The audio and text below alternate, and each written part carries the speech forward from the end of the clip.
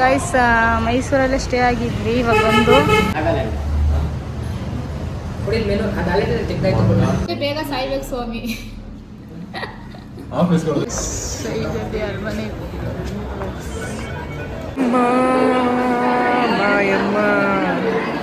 ಜಯಜಮ್ಮ.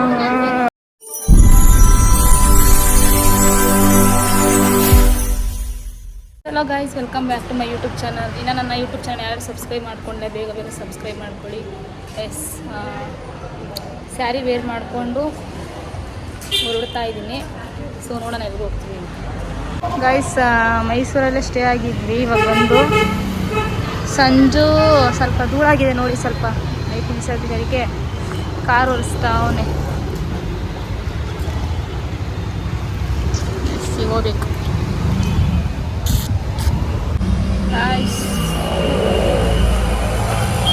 ಸಂಜೆ ನೋಡ್ರಿ ಕಾಣಿಸ್ತಾವ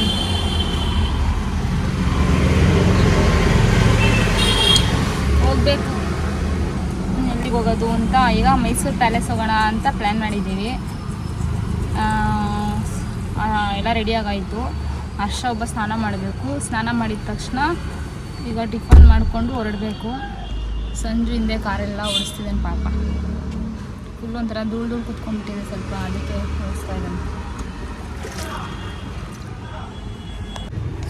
ಸೊ ಮೈಸೂರಲ್ಲಿ ಫುಲ್ಲು ಬಿಸಿಲು. ನಮ್ಮ ಬೆಂಗಳೂರಲ್ಲಿ ಮಳೆ ಅಂದರೆ ಮಳೆ, ಬಟ್ ಇಲ್ಲಿ ಸಿಕ್ಕಾಪಟ್ಟೆ ಬಿಸಿಲು. ಅದಕ್ಕೆ ಎ ಸಿ ಹಾಕೊಂಡು ಕುಣಿದಿನ ಕಾಲಿನ ಆಚೆ ಹೋಗೋಕ್ಕಾಗ್ತಲ್ಲ. ಎಷ್ಟು ಬಿಸಿಲೈತೆ ಗೊತ್ತಾ.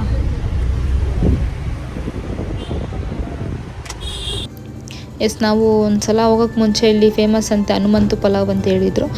ಸೊ ನೋಡೋಣ, ಒಂದು ಸಲ ಟ್ರೈ ಮಾಡುವ ಅಂತ ಹನುಮಂತು ಪಲಾವ್ಗೆ ಬಂದಿದ್ದೀವಿ. ಸೊ ನೋಡೋಣ ಟೇಸ್ಟ್ ಹೇಗಿರುತ್ತೆ ಅಂತ. Let's go.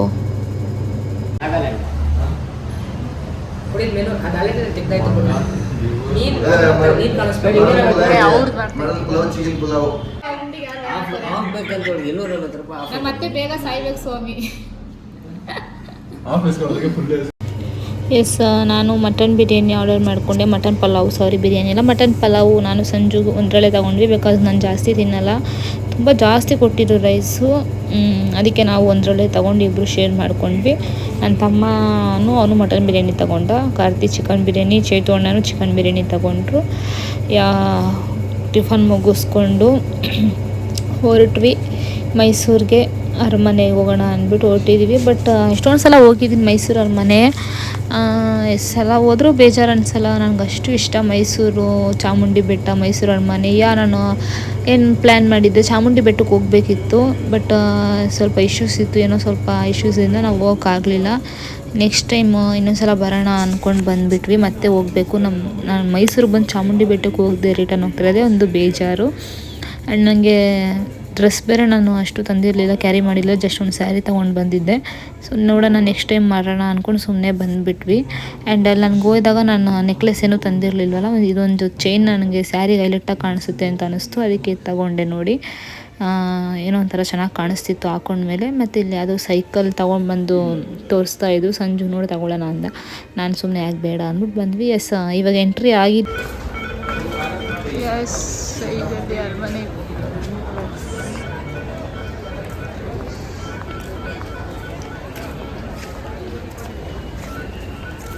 ಅಲ್ಲಿ ಒಳಗಡೆ ಬಿಡಬೇಕಂದ್ರೆ ಟಿಕೆಟ್ ಎಲ್ಲ ತೊಗೊಂಡು ಇವಾಗ ಅಲ್ಲಿ ಒಳಗಡೆ ಸ್ಲಿಪ್ಪರ್ ಹಾಕೊಂಡು ಹೋಗಿಲ್ವಲ್ಲ, ಅಲ್ಲಿ ಸ್ಲಿಪ್ಪರ್ ಬಿಡಬೇಕು ಅಂತ ಕೌಂಟರ್ಗೆ ಹೋಗಿದ್ವಿ. ಇಲ್ಲಿ ಸ್ಲಿಪ್ಪರ್ ಕೌಂಟರ್ ಇದರಲ್ಲೇ ಸ್ಲಿಪ್ಪರ್ನ ಎಲ್ಲ ಬಿಟ್ಬಿಟ್ಟು ಅವ್ರಿಗೆ ಬ್ಯಾಗ್ ಕೊಡ್ತಾರೆ. ಆ ಬ್ಯಾಗ್ ಒಳಗಡೆ ಎಲ್ಲ ಸ್ಲಿಪ್ಪರ್ನ ಬಿಟ್ಬಿಟ್ಟು ಹೋಗಬೇಕು.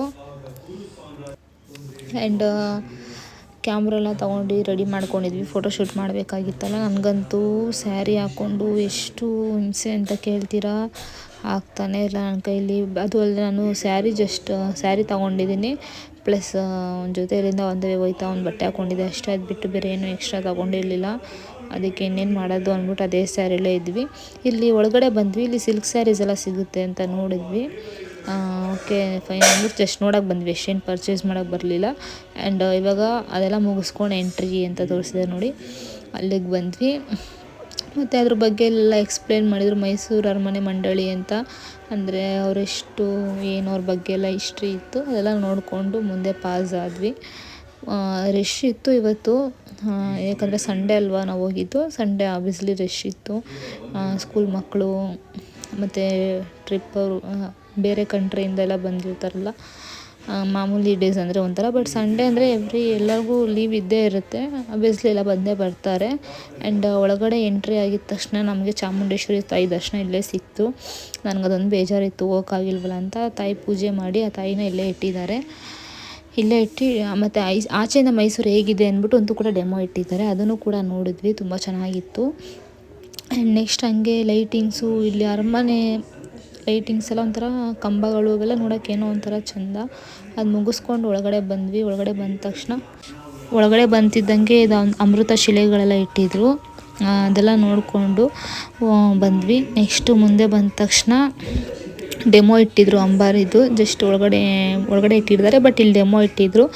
ನಾನು ಏನು ಒರಿಜಿನಲ್ ಇಟ್ಟಿಲ್ವೇನೋ ಅಂಬಾರಿ ಅಂತ ಅಂದ್ಕೊಂಡೆ, ಬಟ್ ಇದು ಇಟ್ಟಿದ್ದಾರೆ. ಒಳಗಡೆ ಹೋದ್ಮೇಲೆ ನಮಗೆ ಸಿಗೋದದು, ಆಚೆ ಎಂಟ್ರೆನ್ಸಲ್ಲಿ ಇಟ್ಟಿಲ್ಲ. ಆ್ಯಂಡ್ ಹಂಗೆ ಅದು ಮುಗಿಸ್ಕೊಂಡು ಸ್ವಲ್ಪ ಮುಂದೆ ಬರ್ತಿದ್ದಂಗೆ ಗಣೇಶ ಮತ್ತು ಗಣೇಶಂದು ಇದೆಲ್ಲ ಇಟ್ಟಿದ್ರು. ಆಂಜನೇಯ, ಗಣೇಶ ನೋಡಿ ಇಲ್ಲೇ ಕಾಣಿಸ್ತಾ ನಿಮಗೆ. ಅವ್ರದ್ದೆಲ್ಲ ಶಿಲೆ ಇಟ್ಟಿದ್ದು ಸಖತ್ತಾಗಿತ್ತು. ಆ್ಯಂಡ್ ಇಲ್ಲೊಂದು ಫೋಟೋಶೂಟ್ ಮಾಡ್ಕೊಳ್ಳೋಣ ಅಂದ್ಬಿಟ್ಟು ಇಲ್ಲೊಂದು ಫೋಟೋಶೂಟ್ ಮಾಡ್ಕೊತಾ ಇದ್ವಿ. ಕಾರ್ತಿ ನಿಂತ್ಕೊಂಡ, ಕಾರ್ತಿ ಫೋಟೋಶೂಟ್ ಮಾಡಿಸ್ಕೊಂಡೆ. ಬಟ್ ಫೋಟೋಸ್ ಎಲ್ಲ ತುಂಬ ಚೆನ್ನಾಗಿ ಬಂತು. ನಂದು ಸಂಜೆದು ಫೋಟೋ ಇಡಿಸ್ಕೊಳ್ಳೋಣ ಅಂತ ಎಲ್ಲ ಫೋಟೋ ತೆಗೆಸ್ಕೊತಾ ಇದ್ದೀವಿ. ನಾನು ಹಾಕಿದ ಸ್ಯಾರಿಗೂ ಅಲ್ಲಿದ್ದಿತ್ತು ಅರಮನೆ ಕಲರ್ಗೂ ಒಂಥರ ತುಂಬ ಚೆನ್ನಾಗಿ ಬಂತು. ಸ್ಯಾಟಿಸ್ಫೈ ಆಯಿತು ನನಗೆ. ಮತ್ತು ಇದೆಲ್ಲ ನೋಡ್ತಾ ಇರ್ಬೋದು. ಇದೆಲ್ಲ ನಾನು ಲಾಸ್ಟ್ ಟೈಮ್ ಬಂದಾಗ ಅಷ್ಟು ಅಬ್ಸರ್ವ್ ಮಾಡಿರಲಿಲ್ಲ, ಬಟ್ ಈ ಸತಿ ಬಂದಾಗ ನೋಡಿದೆ, ಇಷ್ಟ ಆಯಿತು, ಚೆನ್ನಾಗಿತ್ತು. ಅದಕ್ಕೆ ಒಂದು ವಿಡಿಯೋ ಮಾಡಿಕೊಂಡೆ. ನೋಡಿ ಇಲ್ಲೇ ಕಾಣಿಸ್ತಿದೆ ನಿಮಗೆ, ಕ್ಲೀನಾಗಿ ತೋರಿಸ್ತಾ ಇದ್ದೀನಿ. ಸೊ ಇದೆಲ್ಲ ನಾನು ಲಾಸ್ಟ್ ಟೈಮೆಲ್ಲ ಅಬ್ಸರ್ವೇ ಮಾಡಿರಲಿಲ್ಲ. ಈ ಸಲ ಬಂದಾಗಲೇ ಕಂಪ್ಲೀಟಾಗಿ ನೋಡ್ಕೊಂಡು ಬಂದೆ. ಮತ್ತು ಇಲ್ಲಿ ಸ್ವಲ್ಪ ಮುಂದೆ ಬಂತಿದ್ದಂಗೆ ಇದು ಆನೆದೊಂದು ಇಟ್ಟಿದೆ.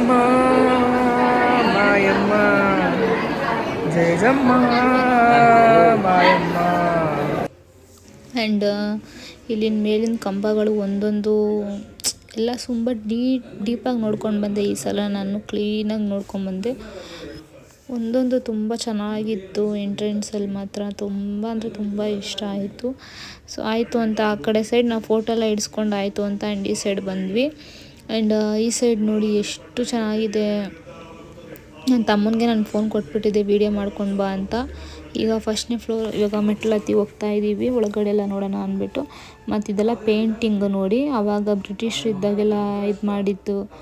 ಮತ್ತು ಅರಮನೆನ ಅಂಬಾರಿ ಮೇಲೆ ಚಾಮುಂಡೇಶ್ವರಿ ಅಂಬಾರಿ ಮೆರವಣಿಗೆಲ್ಲ ಇದ್ದಾಗೆಲ್ಲ ಹೇಗೆ ಇದು ಮಾಡ್ತಿದ್ರು, ಸಮಾರಂಭ ಎಲ್ಲ ಹೇಗೆ ಮಾಡ್ತಿದ್ರು ಅಂತ ಅದ್ರ ಬಗ್ಗೆ ಎಲ್ಲ ಅದ್ರದ್ದು ಫೋಟೋ ಎಲ್ಲ ಹಾಕಿದ್ರು. ಬ್ರಿಟಿಷರೆಲ್ಲ ಇದ್ದಾರೆ ನೋಡಿ ಈ ಫೋಟೋದಲ್ಲಿ. ಎಲ್ಲರೂ ನಮಗೆ ಇದರಲ್ಲಿ ಸಿಗ್ತಾರೆ. ಇದೆಲ್ಲ ಕ್ಲೀನಾಗಿ ಪೇಂಟಿಂಗ್ ಮಾಡಿ ಕ್ಲೀನಾಗೆಲ್ಲ ಫ್ರೇಮ್ ಥರ ಮಾಡಿ ಹಾಕಿದ್ರು. ತುಂಬ ಚೆನ್ನಾಗಿತ್ತು. ಆಗಿನ ಕಾಲದಲ್ಲಿ ಯಾವ ಥರ ಇತ್ತು ಏನು ಅಂತೆಲ್ಲ ತುಂಬ ಚೆನ್ನಾಗಿ ಪೇಂಟಿಂಗ್ ಮಾಡಿ ಹಾಕಿದ್ದಾರೆ. ನಂಗೆ ತುಂಬ ಇಷ್ಟ ಆಯಿತು. ಮತ್ತು ಬಾಗಿಲು ಕೂಡ ನೋಡಿ ಎಷ್ಟು ಚೆನ್ನಾಗಿದೆ. ಅರಮನೆ ಬಾಗಿಲುಗಳು ಏನೇ ಆದ್ರೂ ಅವಾಗಿಂದ ಇದ್ದಿದ್ದ ಜನ್ರೇಷನ್ ಇವಾಗಿನ ಥರ ಬರೋಲ್ಲ ಅಲ್ವಾ. ಮತ್ತು ಎಲ್ಲರ ಫೋಟೋನೂ ನೋಡಿದ್ವಿ.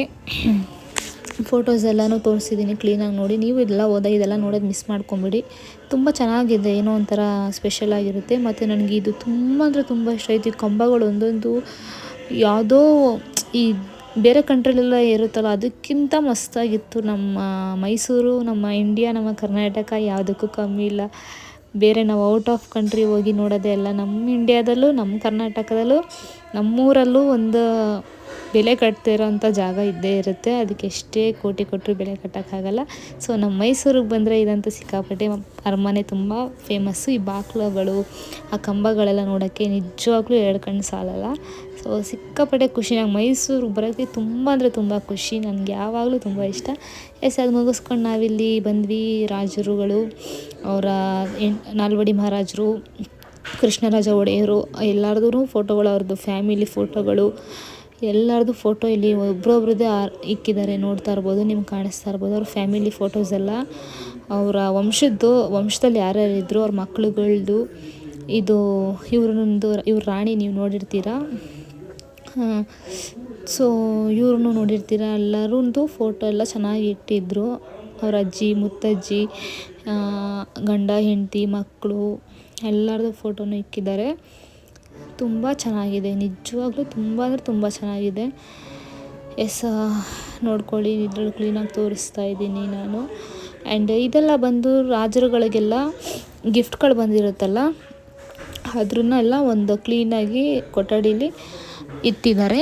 ಅವ್ರಿಗೆ ಬಂದಿರೋ ಬೆಳ್ಳಿ ಗಿಫ್ಟುಗಳು ಮತ್ತು ಏನೇನೋ ಬರುತ್ತಲ್ಲ ಪ್ರತಿಯೊಂದು ಅವ್ರಿಗೆ ಸನ್ಮಾನ ಮಾಡಿದ ಗಿಫ್ಟ್ ಕೊಡೋದು ಎಲ್ಲನೂ ಇಟ್ಟಿದ್ದಾರೆ ಈ ಪಾರ್ಟಲ್ಲಿ. ಆ್ಯಂಡ್ ನೆಕ್ಸ್ಟು ಇಲ್ಲಿ ಬಂದರೆ ಇಲ್ಲಿ ಈ ಥರ ಇಟ್ಟಿದ್ದಾರೆ, ಬಟ್ ಇಲ್ಲಿ ಒಳಗಡೆ ಬಿಡಲ್ಲ. ಫುಲ್ಲು ಸೈಡೆಲ್ಲ ಸಿಂಹ ಇದೆ, ಅಲ್ಲೆಲ್ಲ ಜಾಲರ ಥರ ಹಾಕ್ಬಿಟ್ಟಿದ್ದಾರೆ, ಒಳಗಡೆ ಹೋಗೋಕ್ಕಾಗಲ್ಲ. ಬಟ್ ಜಸ್ಟ್ ಕಿಟಕಿಯಿಂದ ನೋಡ್ಕೊಬೇಕಷ್ಟೆ. ಆ್ಯಂಡ್ ಈ ಥರ ಇದೆ ಫುಲ್ಲು ರೌಂಡಾಗಿ ತೋರಿಸಿದ್ರೆ.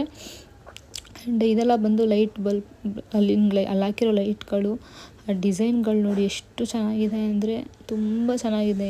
ಯಾವ ಕಡೆ ನೋಡೋದ ಈ ಕಡೆ ನೋಡೋದ ಅಂತಲೇ ಗೊತ್ತಾಗಲ್ಲ, ಅಷ್ಟು ಕಲರ್ಫುಲ್ಲಾಗಿತ್ತು. ಮತ್ತು ಇದು ಬೆಳ್ಳಿ ಕುರ್ಚಿಗಳು ಇಲ್ಲಿ ಇಟ್ಟಿದ್ದಾರೆ ನೋಡಿ, ಇದೆಲ್ಲ ಸೇಮ್ ಬೆಳ್ಳಿ ಕುರ್ಚಿಗಳು. ಮತ್ತು ಅವ್ರು ಯೂಸ್ ಮಾಡ್ತಿದ್ದ ಮಿರರು, ಡ್ರೆಸ್ಸಿಂಗ್ ಟೇಬಲ್ಲು ಅದೆಲ್ಲನೂ ಇಟ್ಟಿದ್ದಾರೆ. ಮತ್ತು ಇದು ಬಂದು ಮಿರರು, ಈ ಮಿರರ್ ಎಷ್ಟು ಚೆನ್ನಾಗಿದೆ ನೋಡಿ,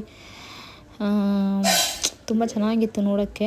ಬಟ್ ನಾನು ಆಮೇಲೆ ಇಲ್ಲಿ ಬಂದು ನನಗೆ ಈ ಜಾಲರಿ ಹಾಕಿದ್ದು ನೋಡಿ ತುಂಬ ಇಷ್ಟ ಆಯಿತು, ಅದಕ್ಕೆ ಇಲ್ಲೇ ನಿಂತ್ಕೊಂಡಿದ್ದೆ.